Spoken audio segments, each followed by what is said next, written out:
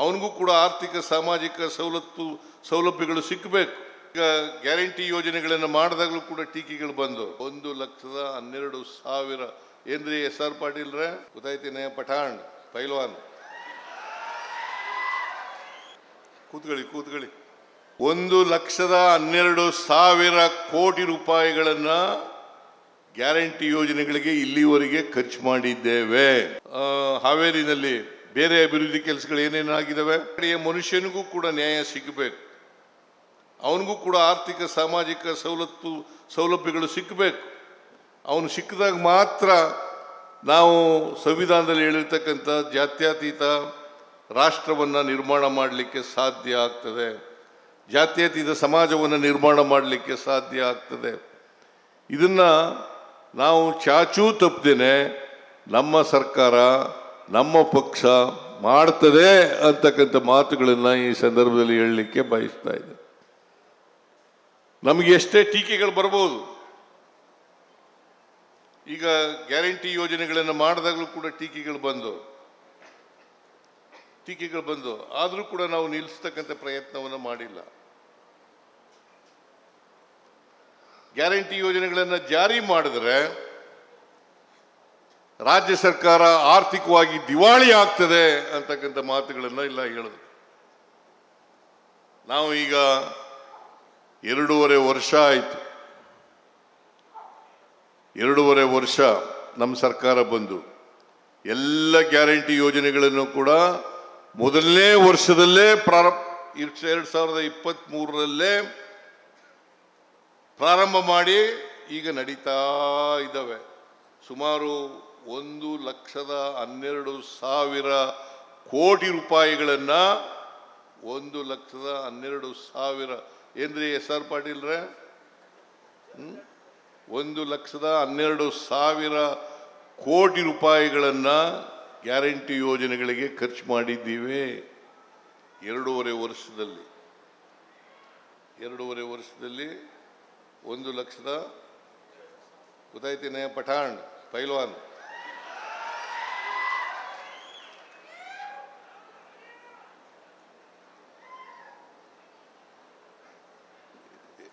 ಏನು ಹೆಚ್ಚಿಗೆ ಹೋಗ್ತಾರ?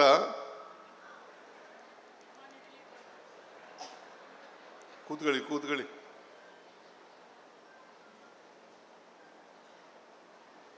1,12,000 ಕೋಟಿ ರೂಪಾಯಿಗಳನ್ನ ಗ್ಯಾರಂಟಿ ಯೋಜನೆಗಳಿಗೆ ಇಲ್ಲಿವರೆಗೆ ಖರ್ಚು ಮಾಡಿದ್ದೇವೆ. ಆದರೂ ಕೂಡ ನಮ್ಮ ರಾಜ್ಯ ಆರ್ಥಿಕವಾಗಿ ದಿವಾಳಿಯಾಗಿಲ್ಲ. ಗ್ಯಾರಂಟಿ ಯೋಜನೆಗಳನ್ನು ಜಾರಿ ಮಾಡಿದ್ದೀವಿ. ಪ್ರತಿ ವರ್ಷಕ್ಕೆ ಗ್ಯಾರಂಟಿ ಯೋಜನೆಗಳಿಗೆ ಖರ್ಚಾಗ್ತಕ್ಕಂಥ ಹಣ 52,000 ಕೋಟಿ ರೂಪಾಯಿ. ಪ್ರತಿ ವರ್ಷ 52,000 ಕೋಟಿ ರೂಪಾಯಿಗಳನ್ನ ಖರ್ಚು ಮಾಡ್ತಾ ಇದ್ದೀವಿ. ಈ ವರ್ಷ ಕ್ಯಾಪಿಟಲ್ ಎಕ್ಸ್ಪೆಂಡಿಚರ್ ಎಷ್ಟಪ್ಪ ಇದೆ ಅಂತಂದ್ರೆ 83,000 ಕೋಟಿ. ಈ ವರ್ಷ 25-26ರಲ್ಲಿ 83,000 ಕೋಟಿ ರೂಪಾಯಿ. ಅಂದರೆ ನಾನು ಯಾಕೆ ಇದನ್ನೆಲ್ಲ ಹೇಳ್ತಾ ಇದ್ದೀನಿ ಅಂದರೆ ರಾಜಕೀಯವಾಗಿ ಹೇಳ್ತಾ ಇರ್ತಕ್ಕಂಥದ್ದಲ್ಲ. ನಾವು ಆರ್ಥಿಕವಾಗಿ ದಿವಾಳಿ ಆಗಿಲ್ಲ. ಜನರು ತಪ್ಪು ತಿಳ್ಕೊಳ್ತಕ್ಕಂಥ ರೀತಿಯಲ್ಲಿ ಅಪಪ್ರಚಾರ ಆಗ್ತಾ ಇದೆ. ಆರ್ಥಿಕವಾಗಿ ದಿವಾಳಿ ಆಗ್ಬಿಟ್ಟಿದೆ, ಅಭಿವೃದ್ಧಿ ಕೆಲಸಗಳಿಗೆ ದುಡ್ಡಿಲ್ಲ. ಇವತ್ತು ಹಾವೇರಿನಲ್ಲಿ ಬೇರೆ ಅಭಿವೃದ್ಧಿ ಕೆಲಸಗಳು ಏನೇನಾಗಿದ್ದಾವೆ, ಒಂದು ಪಬ್ಲಿಕ್ ಸ್ಕೂಲು ಕಟ್ಟಡ, 5 ಕಾರ್ಯಕ್ರಮಗಳು,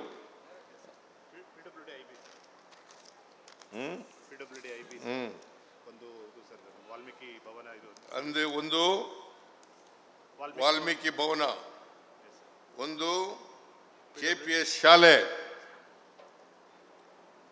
ಪ್ರಥಮ ದರ್ಜೆ ಮಹಾವಿದ್ಯಾಲಯದ ನೂತನ ಗ್ರಂಥಾಲಯ, ಸರ್ಕಾರಿ ಹಿರಿಯ ಕಾಲೇಜ್ ಕನವಳ್ಳಿ, ಜಿಲ್ಲಾ ಸಾರ್ವಜನಿಕ ಆಸ್ಪತ್ರೆ ಹಾವೇರಿ, ಇಲ್ಲಿ 250 ಬೆಡ್ಗಳ ಆಸ್ಪತ್ರೆಯಿಂದ 500 ಬೆಡ್ಗಳ ಆಸ್ಪತ್ರೆಯಾಗಿ ಈ ಇದಕ್ಕೆ ಸುಮಾರು 190 ಅಲ್ಲ 300 ಎಷ್ಟು 499 ಸುಮಾರು 500 ಕೋಟಿ ರೂಪಾಯಿಗಳನ್ನು ಖರ್ಚು ಮಾಡಿ ಈ ಆಸ್ಪತ್ರೆಗೆ ಮೆಡಿಕಲ್ ಕಾಲೇಜ್ಗೆ ಖರ್ಚು ಮಾಡಿದ್ದೇವೆ. 500 ಕೋಟಿ. ಅದರಲ್ಲಿ ಕೇಂದ್ರ ಸರ್ಕಾರನೂ ಕೂಡ 194 ಕೋಟಿ ಅಲ್ಲ 194 ಕೋಟಿ ಕೊಟ್ಟಿದೆ. ಇನ್ನು ಉಳಿದ ಹಣ ಸುಮಾರು 300ಕ್ಕೂ ಹೆಚ್ಚು ಕೋಟಿ ರೂಪಾಯಿಗಳನ್ನು ನಮ್ಮ ಸರ್ಕಾರ ಖರ್ಚು ಮಾಡಿದೆ ಅಂತಕ್ಕಂಥ ಮಾತುಗಳನ್ನು ಈ ಸಂದರ್ಭದಲ್ಲಿ ಹೇಳಲಿಕ್ಕೆ ಬಯಸ್ತಾ ಇದ್ದೇನೆ.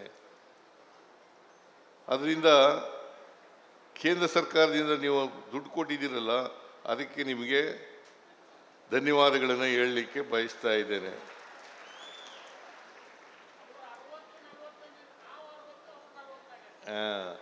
ಅವರು 60 ಕೊಡ್ತೀವಿ ಅಂತ ಹೇಳಿದ್ರು, ಆದ್ರೆ ಕೊಡಲಿಲ್ಲ. 40 ಕೊಟ್ಟರು, ನಾವು 60 ಕೊಟ್ಟಿದ್ದೀವಿ.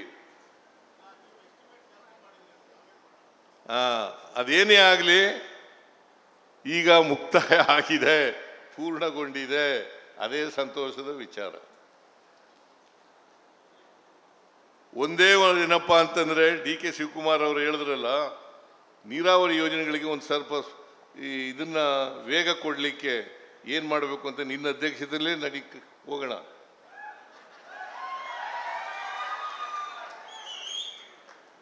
ಬಸವರಾಜ ಬೊಮ್ಮಾಯಿ ಅವರ ಅಧ್ಯಕ್ಷತೆಯಲ್ಲಿ ಹೋಗೋಣ. ಅದನ್ನ ಮಾಡ್ತಕ್ಕಂಥದ್ದು ಇವತ್ತು ಉತ್ತರ ಕರ್ನಾಟಕದಲ್ಲಿ ಅಪ್ಪರ್ ಕೃಷ್ಣ ಮಹದಾಯಿ ಯೋಜನೆ ಇವೆರಡೂ ಆಗಬೇಕು. ಮಹದಾಯಿ ಯೋಜನೆ ಆಗಲೇಬೇಕು. ಬಸವರಾಜ ಬೊಮ್ಮಾಯಿ ಪಾದಯಾತ್ರೆ ಮಾಡಿದ್ದದು, ಅದು ಬಸವರಾಜ ಬೊಮ್ಮಾಯಿ ಪಾದಯಾತ್ರೆ ಮಾಡಿದ್ದದು ಮಹದಾಯಿ ಯೋಜನೆ. ಆಮೇಲೆ ಕೃಷ್ಣ ಇದೆಯಲ್ಲ, ಆ ಕೃಷ್ಣ ಯೋಜನೆ 3ನೇ ಹಂತ, ಅದನ್ನು ಜಾರಿ ಮಾಡ್ತಕ್ಕಂಥ ಕೆಲಸವನ್ನು ಮಾಡಲೇಬೇಕು. ನಾನು ಬಸವರಾಜ ಬೊಮ್ಮಾಯಿ ಜೊತೆ ಮಾತಾಡಿದ್ದೀನಿ. ಅವರು ಸುಪ್ರೀಂ ಕೋರ್ಟ್ನಲ್ಲಿ ಕೇಸ್ ಇದೆ ಅಂತ ಹೇಳ್ತಾರೆ, ಆದರೂ ಕೂಡ ಸುಪ್ರೀಂ ಕೋರ್ಟ್ನಲ್ಲಿ ಅಫಿಡವಿಟ್ ಹಾಕಿ ವಾಪಸ್ ತಗೊಳ್ತಕ್ಕಂಥ ಕೆಲಸವನ್ನು ಮಾಡಿ. ಕಾನೂನು ಒಂದ್ಸಾರಿ ಕೇಳಿ, ಕಾನೂನಿನ ಅಭಿಪ್ರಾಯದಂತೆ ಏನು ಹೇಳ್ತಾರೆ ನಮ್ಮ ಅಡ್ವೊಕೇಟ್ ಜನರಲ್ಲು ಅಥವಾ ಕಾವೇರಿ ಇದಕ್ಕೆ ಎಂಥದ್ದು ಕೃಷ್ಣ ಜಲ ಇದರಲ್ಲಿ ಅಪಿಯರ್ ಆಗ್ತಾರಲ್ಲ ಅಡ್ವೊಕೇಟ್ಸ್, ಅವ್ರ ಒಪಿನಿಯನ್ ತಗೊಳ್ಳೋಣ. ಅವ್ರ ಒಪಿನಿಯನ್ ತಗೊಂಡು ಅವರಂತೆ ಮಾಡ್ತಕ್ಕಂಥ ಕೆಲಸವನ್ನು ಮಾಡೋಣ ಅಂತಕ್ಕಂಥ ಮಾತುಗಳನ್ನು ಹೇಳಲಿಕ್ಕೆ ಬಯಸ್ತಾ ಇದ್ದೇನೆ. ಅಪ್ಪರ್ ಕೃಷ್ಣ ಮುಗಿಲೇಬೇಕು. ಇಲ್ಲದೆ ಹೋದರೆ ನಾವು ನಮಗೆ ಅಲಾಟ್ ಆಗಿರ್ತಕ್ಕಂಥ ನೀರನ್ನು ಬಳಸ್ಕೊಳ್ಳಿಕ್ಕೆ ಆಗೋದಿಲ್ಲ. 173 TMC ನೀರು ಅಲಾಟ್ ಆಗಿದೆ ನಮಗೆ. 173 TMC ನೀರನ್ನು ಬಳಸ್ಕೊಳ್ತಕ್ಕಂಥ ಕೆಲಸವನ್ನು ನಾವು ಮಾಡಲೇಬೇಕು. ಅದಕ್ಕೋಸ್ಕರ ಅದನ್ನು ಮಾಡಬೇಕು. ಹಾವೇರಿ ಮಹದಾಯಿ ಯೋಜನೆಯನ್ನು ಕೂಡ ಮಾಡಬೇಕು. ಅದಕ್ಕೆ ಬಸವರಾಜ ಬೊಮ್ಮಾಯಿ ಅವರು ಆಸಕ್ತಿ ವಹಿಸಲಿ ಅಂತೇಳಿ ಅವರಿಗೆ ನಾನು ಒತ್ತಾಯವನ್ನು ಮಾಡಲಿಕ್ಕೆ ಬಯಸ್ತಾ ಇದ್ದೇನೆ. ಯಾಕಂತಂದರೆ ಅದರಲ್ಲಿ ಎನ್ವೈರ್ಮೆಂಟ್ ಕ್ಲಿಯರೆನ್ಸ್ ಆಗಬೇಕು. ಆ ಎನ್ವೈರ್ಮೆಂಟ್ ಕ್ಲಿಯರೆನ್ಸನ್ನು ಮಾಡಿಸ್ಕೊಡ್ತಕ್ಕಂಥ ಕೆಲಸವನ್ನು ಬಸವರಾಜ ಬೊಮ್ಮಾಯಿ ಅವರು ಮಾಡಲಿ ಅಂಥೇಳಿ ನಾನು ಈ ಸಂದರ್ಭದಲ್ಲಿ ಹೇಳಲಿಕ್ಕೆ ಬಯಸ್ತಾ ಇದ್ದೇನೆ. ಅದರಿಂದ ಇವತ್ತು ಏನೇನು ಅಭಿವೃದ್ಧಿ ಕೆಲಸಗಳಾಗಿದ್ದಾವೆ, ಆ ಅಭಿವೃದ್ಧಿ ಕೆಲಸಗಳನ್ನೆಲ್ಲ ನಾವು ಸರ್ಕಾರ ಮಾಡಬೇಕು, ಮಾಡ್ತದೆ ಅಂತನ್ನೋದು ಉದ್ದೇಶ ಏನಪ್ಪ ಅಂತಂದರೆ, ಎಲ್ಲ ಅಸಮಾನತೆ ಹೋಗಬೇಕು, ಸಮಾಜದಲ್ಲಿರ್ತಕ್ಕಂಥ ಅಸಮಾನತೆ ಹೋಗಬೇಕು. ಎಲ್ಲಿವರೆಗೆ ಅಸಮಾನತೆ ಇರ್ತದೆ ಅಲ್ಲಿವರೆಗೆ ಸ್ವಾತಂತ್ರ್ಯ ಬಂದದ್ದು ಯಶಸ್ವಾಗಲ್ಲ. ಸ್ವಾತಂತ್ರ್ಯ ಬಂದದ್ದು ಯಶಸ್ಸಾಗಬೇಕಾದ್ರೆ ಅಸಮಾನತೆ ತೊಲಗಲೇಬೇಕು. ಅಸಮಾನತೆ ತೊಲಗದೆ ಹೋದರೆ ಜಾತಿ ವ್ಯವಸ್ಥೆನೂ ಕೂಡ ಹೋಗಲ್ಲ.